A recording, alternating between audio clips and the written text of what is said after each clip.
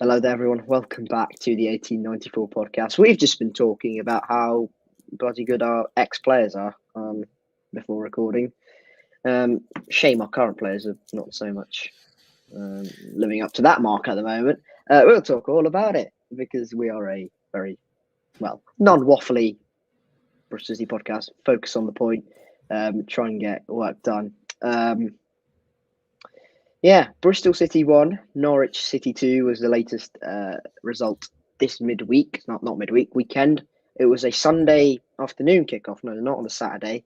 It was an early kickoff as well, 1:30. Who decides to do that? Like, seriously, who in their right mind is thinking, you know what?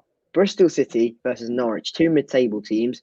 Chuck them on the Sunday. Don't even put it on Sky, and chuck it on 1:30. What are they thinking? Well, yeah, hello everyone listening and watching the podcast. Yeah, it was a terrible result. Not a great week in all. We lost against Southampton the midweek as well. But yeah, we'd to play on a Sunday.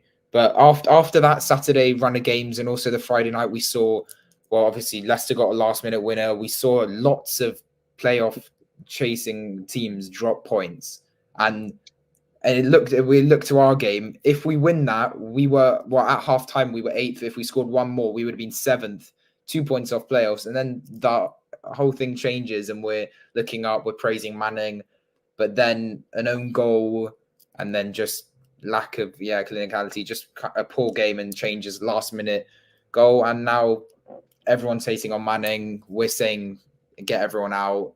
We're mid-table now, 5 points off. But yeah, how an afternoon can change things. But yeah, not a great game and not a great week. But yeah, it happens. It's weird how fickle football fans are.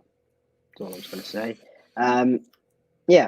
In the midweek on the Wednesday night, it was Southampton 1, Bristol City 0. I was less bothered about that because, going away to Southampton, it's not exactly like they're in a poor run of form. They were 9 unbeaten before they played us. Now they're 10. I think they're 11 unbeaten now. I think they beat Cardiff on the weekend as well. So they're flying and they're challenging for the top 2, or they'll be hoping to close that gap. And we put in a decent first half performance, and unfortunately, it's just, a Kyle Walker-Peters ridiculous Premier League quality finish that beat us. Any real thoughts? Because I was like, you know what, we put in a decent first half performance. We had 3 clear-cut opportunities in the first half where if we put 1 or 2 of them away, we're looking, at a possible away win at St Mary's, and you're going, bloody hell, that's a statement victory. But ultimately, it's another game where we've not taken our chances and ended up with nothing. Yeah, that's the thing. It feels like a missed opportunity because we do go away. These are strong sides. Again, we lost against Leicester, Leeds, Ipswich, now Southampton, and those all just by 1 goal margins. We could say in most of those games that we were relatively close. We put in some decent performances. We just didn't really have the cutting edge, and especially in that first half, the Conway header, another couple chances as well. We just really got to be scoring. And then it changes the whole game. And line. Exactly. That was a really good header. So just for anyone who hasn't watched the game, the chance we're talking about here is the Conway header, as Matiss mentioned. Sykes had one cleared off the line by Bazunu, which was a ridiculous save. And then Conway had a one-on-one. He was clean through. If he'd taken it to, I think it's a bit of a tough ask, but if he'd taken this to his left and squared it to, I think it was Sam Bell, maybe, or Knight, whoever it was coming in on the right-hand side, he could have made it. But he should be scoring. He definitely should not be, not getting a shot off at all. But yeah, we'll get on to Tommy Conway. But as you were saying on the Southampton game.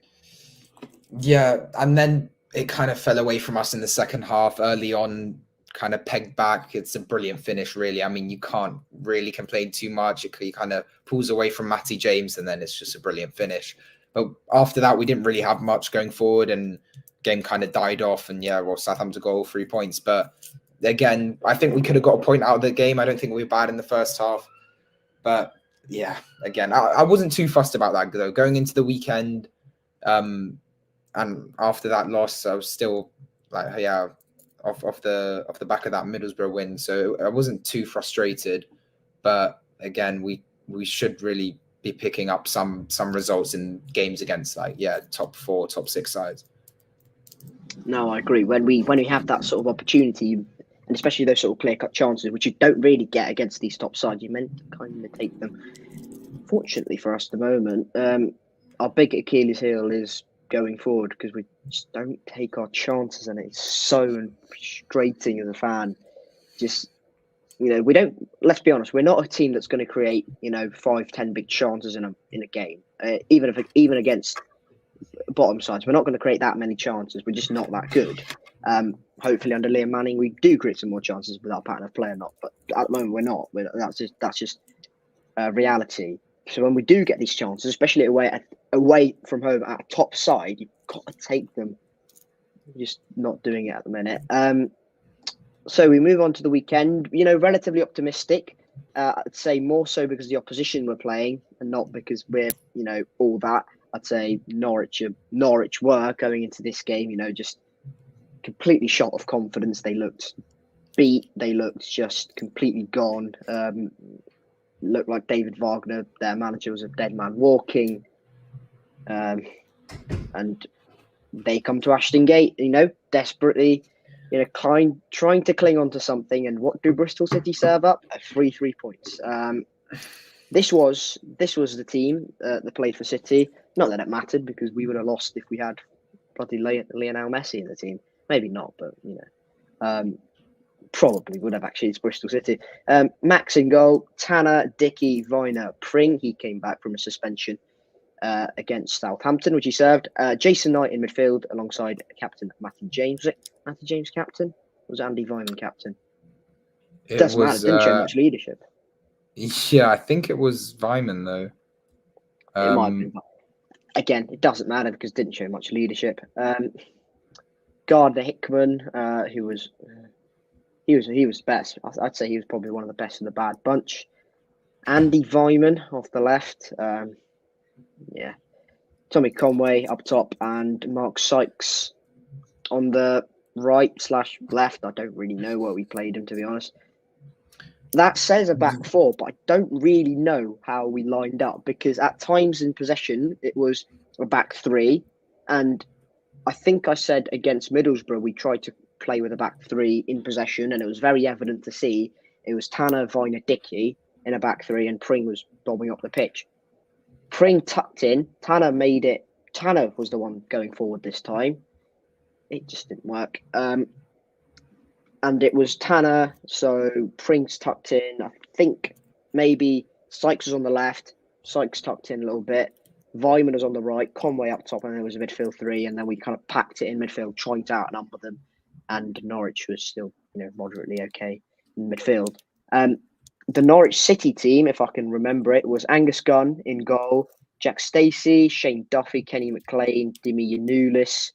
It was Gabriel Sara, Marcelino Nunes, Liam Gibbs, Onel Hernandez. It was Ashley Barnes. And I'm trying to remember, but I can't quite. I'll just Gibbs. put it. Yeah, Liam Gibbs was there. Marcelino Nunes, Johnny Rowe, he was back from injury. So they kind of lined up in a weird 4-1-3-2 system, which kind of worked, I suppose, in a way in the end. Very interesting formation. Yeah, they played Kenny McLean, who's their captain, who's a centre midfielder at centre back, and they played Liam Gibbs, who's naturally a kind of more of a defensive midfielder up top. And you're going, weird selection, but worked, I suppose. I mean, it wouldn't take much to beat us on the day, but works for Norwich on the night. First 20 minutes, I don't even want to talk about because actually nothing happened. Did you watch the first half?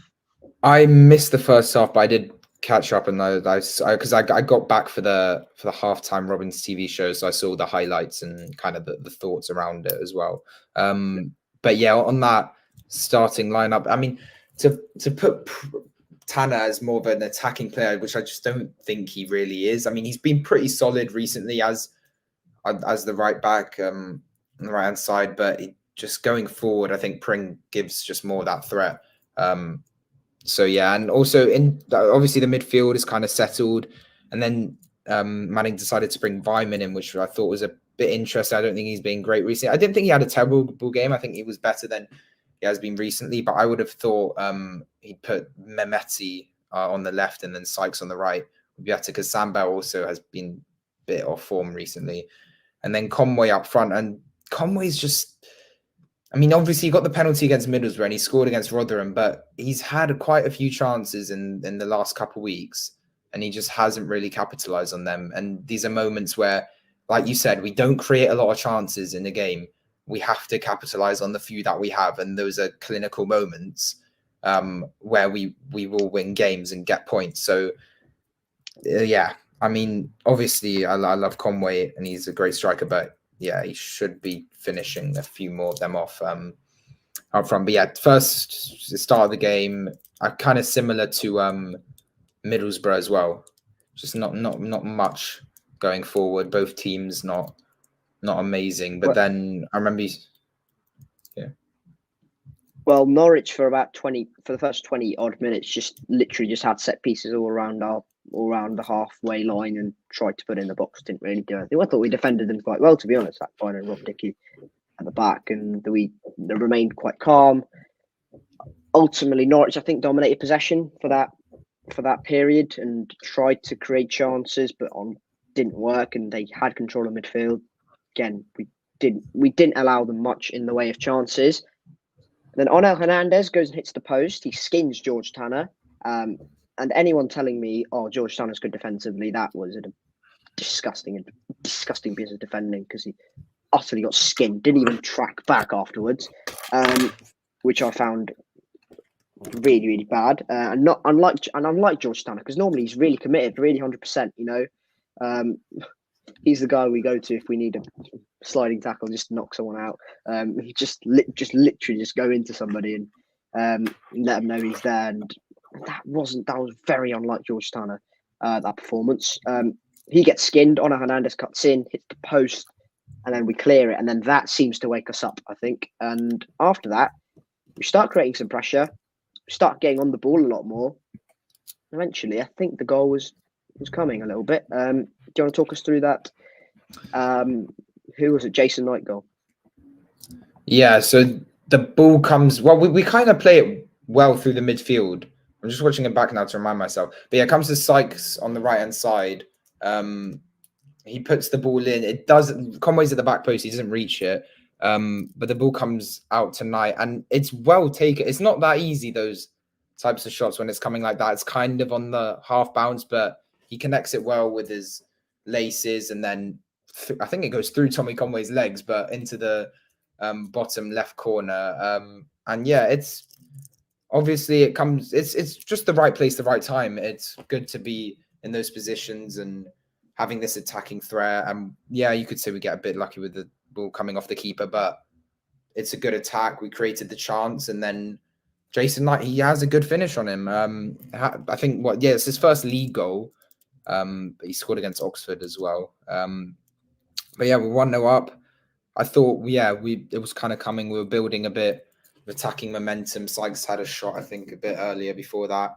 And then, to go up 1-0, it was good. And yeah, I thought it was deserved. And then what minute we scored? Yeah, 34th minute then.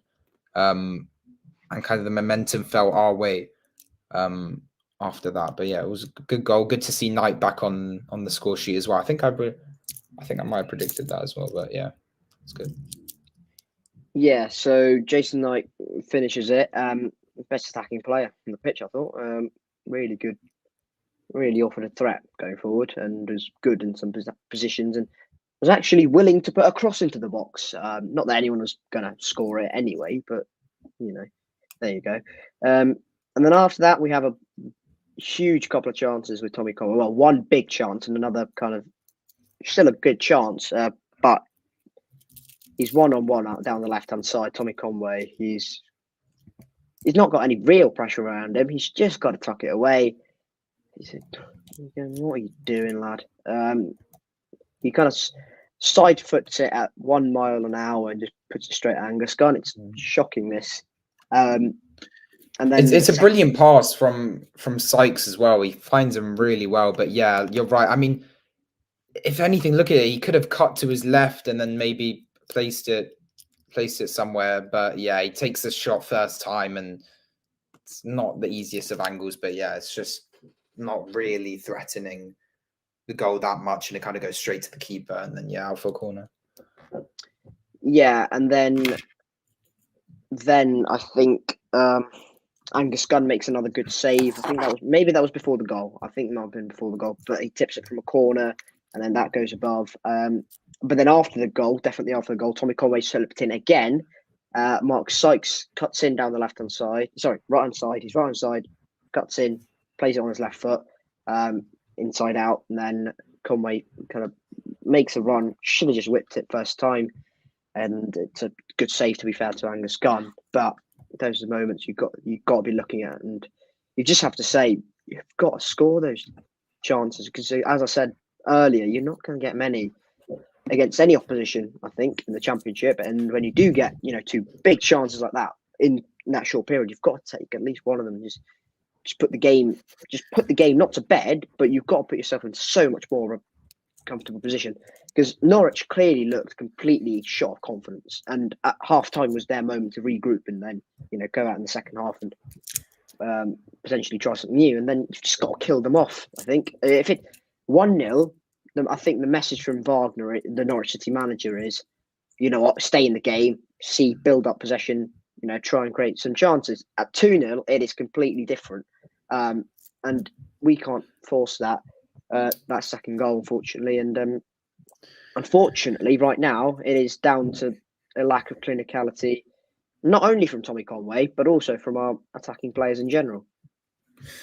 Yeah, definitely. And it's becoming quite a problem, just the attacking threat in general, just grinding results out, because I don't think there's been a game in a while where I'm confident we're going to win. Maybe Plymouth, when we got maybe the third. Sheffield Wednesday.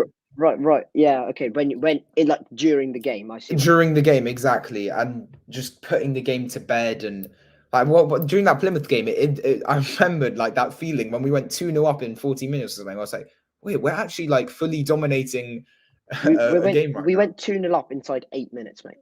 Yeah, 8 minutes, yeah.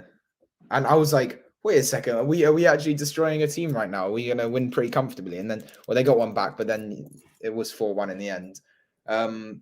But yeah, we just don't seem to have this attacking threat. And just like Middlesbrough and Southampton, we conceded all the goals in the second half.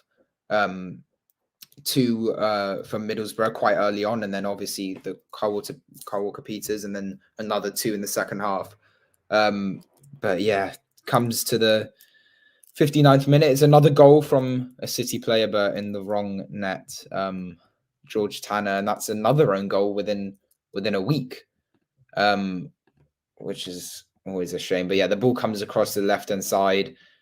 It's played in, and then Tanner, it's a strange one. I mean, he's obviously just trying to block it, but there's he just doesn't really get across it, and then it kind of just slides over his foot, bounces obviously, and then slots into the near post.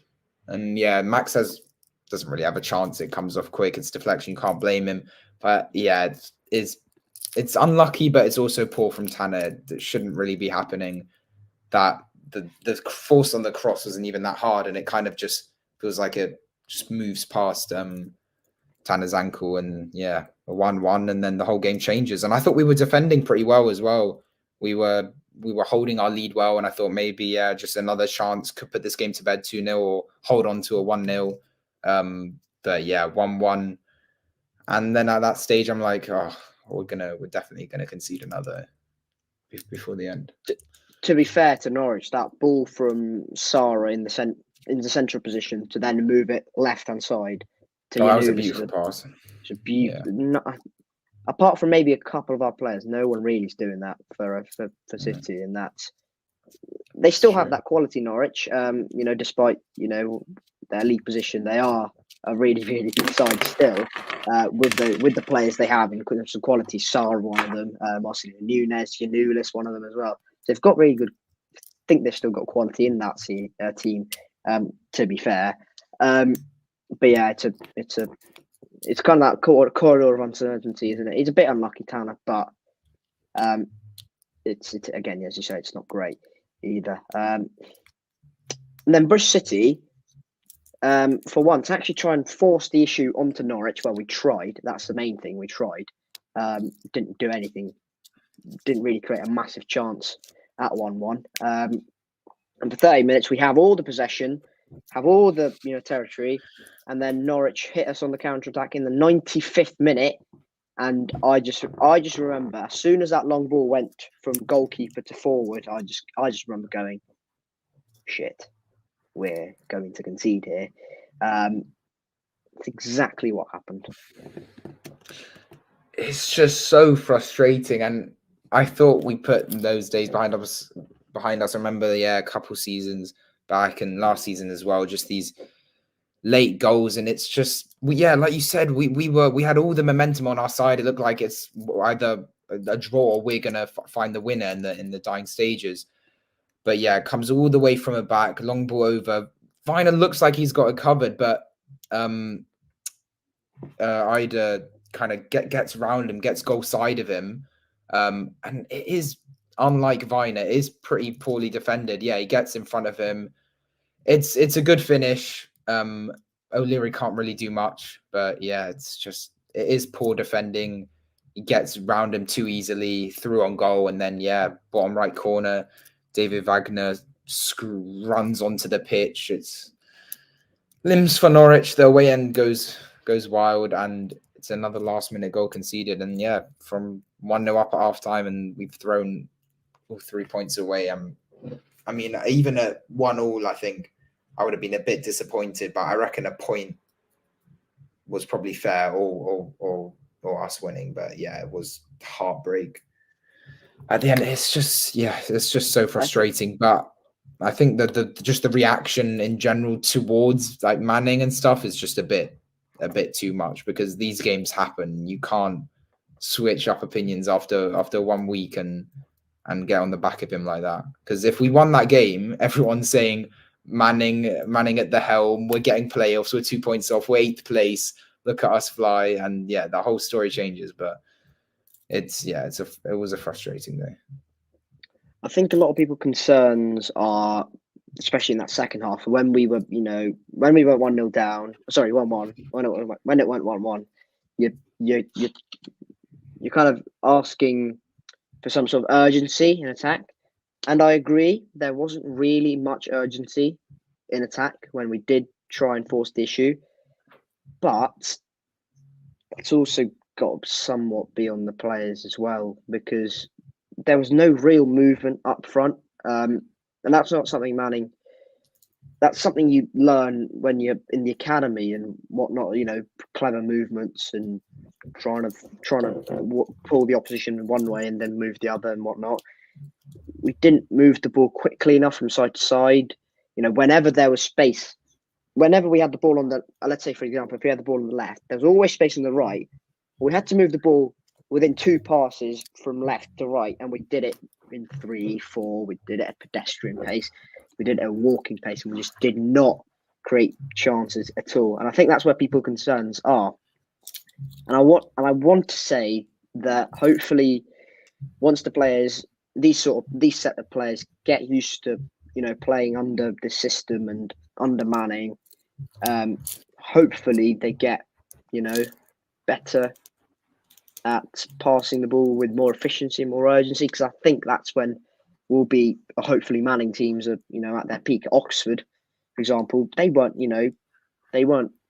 ridiculously possession, like only predominantly possession based. They were possession based, but they also wanted to move the ball quickly on the deck. Yes, not long ball it on the deck. They want to move it quickly and create those chances, because ultimately that's where you're going to score your goals, creating chances quickly and not slowly building up again, recycled possession. That's just not going to work very well, and ultimately you're going to have frustration games like that, because opposition's good to just hit you on the counter. And whatever you say about Norwich and their league position, they still have quality up front to hurt you, especially on the counter attack. So really frustrating one.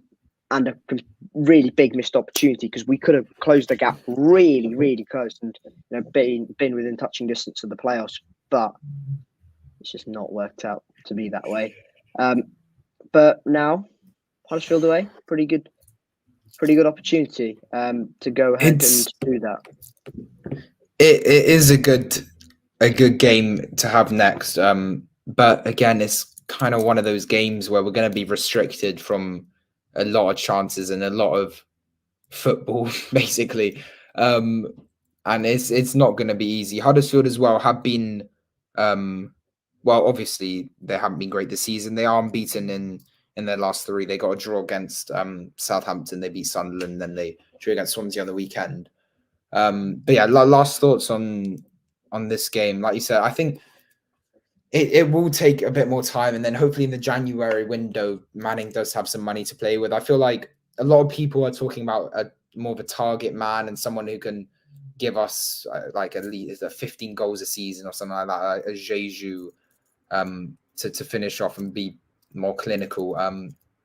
I feel like the team that we are trying to become, I feel like if we play more direct, and I brought it back as well, like in that Ipswich game, I feel like Ipswich I really liked what I saw when watching them at Ashton Gate. And if just that direct football, and then if we start creating lots of chances a game, we can score a lot more goals. I know that's pretty obvious. You create chances, score more goals, but that's just how it is. And I still trust in our attack because we do have quality up there. Tommy Conway is a great striker. Naki Wells is clinical, and once Sam Bell gets back up to his form, and Sykes has also been great this year. Cornick, we have a song for him, so it's always nice when he comes on for the fans. But yeah, we just have to move past this game, and I think the fans overreacted just a little bit because we can't get worked up over just one game, and it is a missed opportunity. But there's a lot more games to go, and a lot can change within a short space of time. But yeah, we got another 6 games in this month to go, which is a lot of football. What are the home games? And we still have the home games. I think we got Stoke. No, we don't have Stoke. Stoke, what am I on about? Sorry. Yeah, we played them ages ago. Yeah, sorry. Sunderland, Hull. We have 4 away days and only 2 home games, which it's not great. And then we got Millwall on New Year's Day, and Millwall on New Year's Day at home was great in 2022. I don't know if you remember that, the Andy Weimann hat trick. Yeah, that was some game. So yeah, it's going to be tough. Before we go into the Huddersfield, though, we also picked up a little FA Cup draw before the Norwich game. We got the current European Conference champions, West Ham. Let's build up. Come on. Yeah, come on. They are a very good team, and that's a great away day. To be honest, I think last year we got Man City in the 5th round. I think we had to beat not Swansea and West Brom. No, 5th round. We got to the 5th round, really? Yeah, I think you're right, but we got to the 5th round. Yeah, because we start in the 3rd, and we got Norwich. We got Swansea in that extra time with Sam Bell, and then we smashed West Brom 3-0. I honestly thought we'd get battered off West Brom. So yeah, we got West Ham away, which will be a brilliant away day. I'm going to try and get tickets for that. I'll try and get tickets for that if I can. But yeah, so that's one to look forward to. You never know, a little upset. I quite like West Ham as a team as well. So not got nice. Little upset with the way we're playing right now. I mean, I hope that's changed in a month. I mean, in January, in 6 games time, 7 games time, it could all change. I mean, hopefully they play their reserves and we go ahead and win there. That'd be bloody incredible if we go. I was talking to my West Ham mate, texting him after the draw, and he was like, "You might need your binoculars in the away end." So any City fans going or planning on going, and definitely are getting tickets, wear your binoculars, because that will be the only way you're going to get. Thing is, I actually bought binoculars as well. I've been to the London Stadium before. You're gonna have to make them. I went to watch the Sidemen charity match, and They have actually improved it. They built stands a bit closer, but when you're high up, and the away end it's not a terrible position, but anyway, one to look forward to, one where hopefully we can score one goal to score one goal, right. So just send to get the fans. Take the lead, and then Yeah. bottle it. That only in that situation is that acceptable. Take the lead and then send the away end into limbs. That's the only way it's acceptable. But that is that for looking back. Huddersfield away. Yeah. I don't want to talk about it because it's depressing. Because no disrespect to Huddersfield, but it's just going to be a dreadful game, I think, because we're still not fully clicked into Manning's style of play at the moment, and they're going to sit back, and that can only mean one thing. It's got a 0-0 written all over it. I can't lie. Yeah, it's going to be 90 minutes of pure pain. But, we have to go in with optimism, which I don't know where we're going to get that from. But we're gonna have our best shot at it. It's not an easy game. Even though they are low down, like you said, it's going to be hard. They're going to sit back and prevent us from doing a lot. But hopefully Manning can, I don't know, create something. But yeah, I think we really need to pick up points here. And I think we should win this game. It does seem like a 0-0. Did we draw nil? I feel like we drew 0-0 with them. Yeah, they were under Neil Warnock. So obviously it was going to be 0-0. Darren Moss tried to play a slightly more expansive style of football, but it's just not going to happen with this squad at Huddersfield. So he's just gone, you know what, let's just defend for the best and survive that way. And to be fair to them, I think they won away at They won away at Sunderland, which is a really good result. They drew in the last.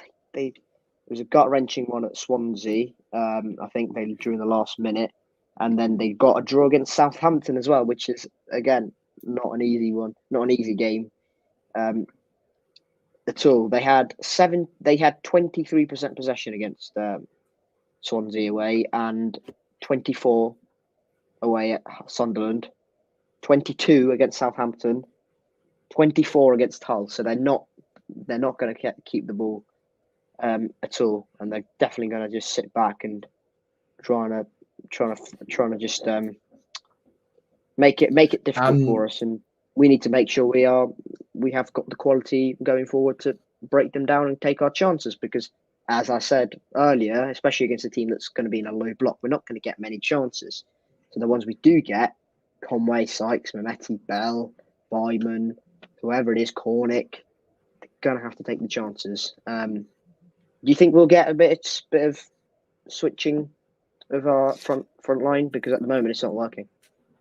Yeah, I do think we should bring Mehmeti into the starting lineup for Saturday. I feel like maybe he could be good in these situations. I feel like we just got to try and control the game. The first 10-15 minutes obviously going to be ball up in the air. I doubt it'll touch the ground a lot, but it's going to be a bit iffy start. But if we get the game under control, keep possession, play direct, get Mehmeti on the ball, just play through the lines. If we just play it right and don't get sucked into them sitting back and then they get one counter and score and then they sit back and it's 1-0 or 0-0.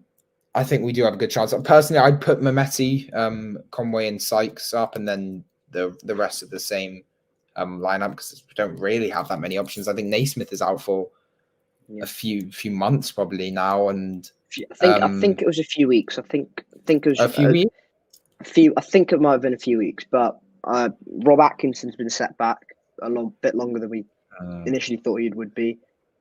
And we've got Roberts till the end of the year. Wells, Naki's back in a few weeks.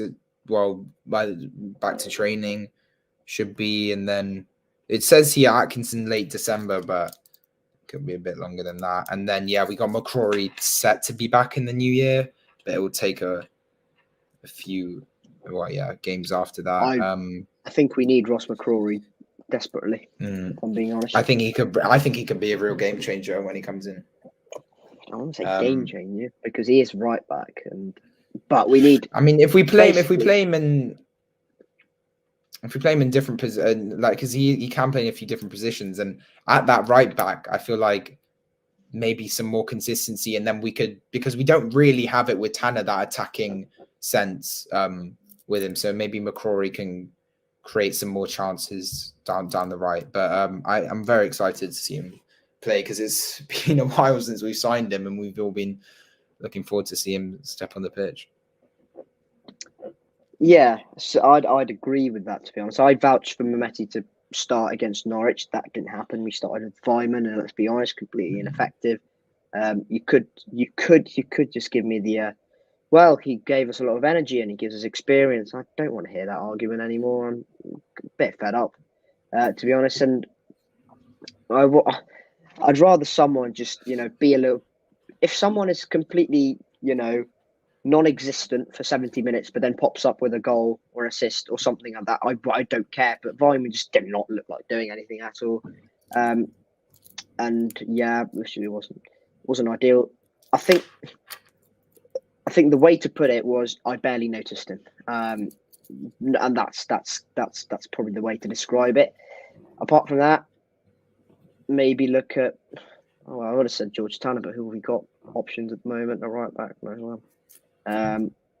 But yeah, play Mark Sykes on the right.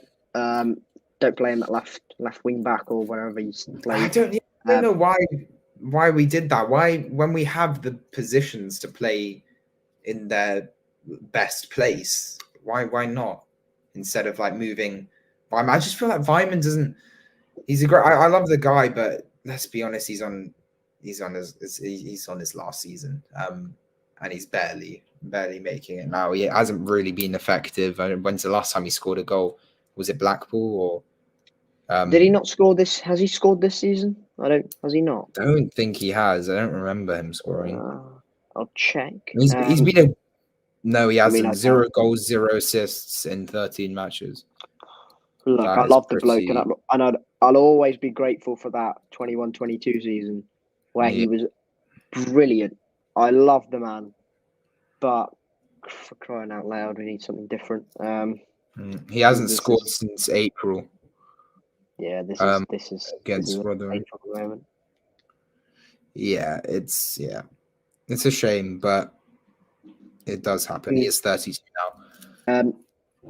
Thank you very much for listening, watching wherever you are, or whenever you're watching. And yeah, hopefully you have a good day and good rest of the week. It is a big thank you from me, Annie.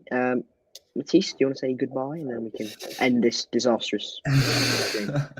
Yeah, hopefully we're back on Sunday after the Huddersfield game with a bit more positivity. But it's another back-to-back loss. But we move. We'll come back from this. But yeah, thanks for watching, listening. Make sure to follow us on socials and subscribe and all that good stuff. But yeah, it's been a pleasure. And yeah, we'll see you in the next one. We will see you all very soon. Thank you for watching, listening, wherever you are, and goodbye.